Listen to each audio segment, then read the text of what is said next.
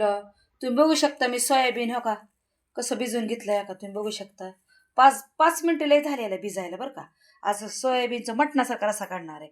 हे बघा तुम्ही बघू शकता मस्त लसूण खोबरं लसूण थोडे जिरे थोडं तीळ असं मी सगळं टाकलंय बघा. असं भाजून घेतलंय थोडं कोथिंबीर धना कोथिंबीर सगळं घेतलंय प्रभू. बघा तुम्ही आता मी फोडणी देणार आहे बघा. कडे ठेवते तापायला बघू शकता. आता आपल्याला फोडणी द्यायची मटणासारखा रस्सा करायचा आहे बरं का. तुम्ही बघू शकता कढई तापली बरं का. तेल टाकते.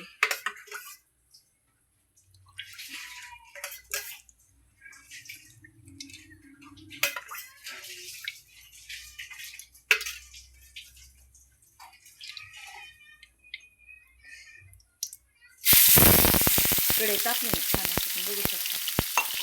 मस्त असं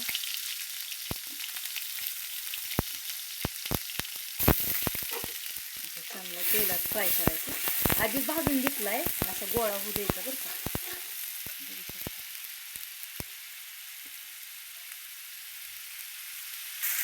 तुम्ही बघू शकता किती सुंदर भाजलंय.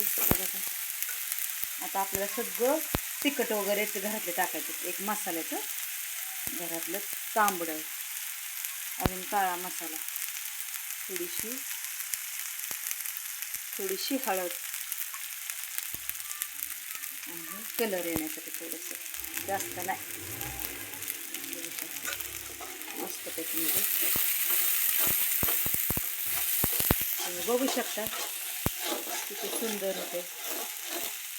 इतका सुंदर कलर येतो ना. आता हे सोयाबीन आपण भिजून घेतलेले बघा. आता तुम्ही बघू शकता आपल्या सगळे असे घालून घ्यायचे बघा. थोडा मॅगी मसाला असेल ना ते घातलं तरी चालतं बरं का.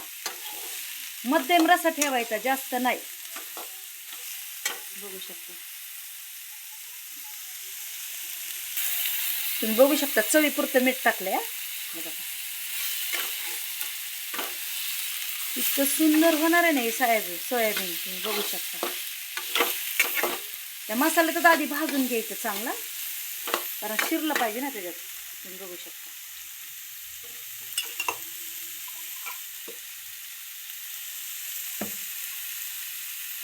काळा कुठ मसाला काढलाय बघा. अंगाचं पाणी टाकायचंय बघा. बघू शकता लाईट गेली बघा. थोडं टाकणार जास्त नाही. शिजू देते त्याला. मटणासारखं लागतं बरं का मसाला. इतकी सुंदर करी लागते ना जी. तुम्ही बघू शकता कसं शिजतंय कारण आपण आधीच भिजून घेतलं होतं बघा. बघा तुम्ही बघू शकता मटण कसं लागतं सेम तसंच लागतं बघा. सोयाबीनची रसा करी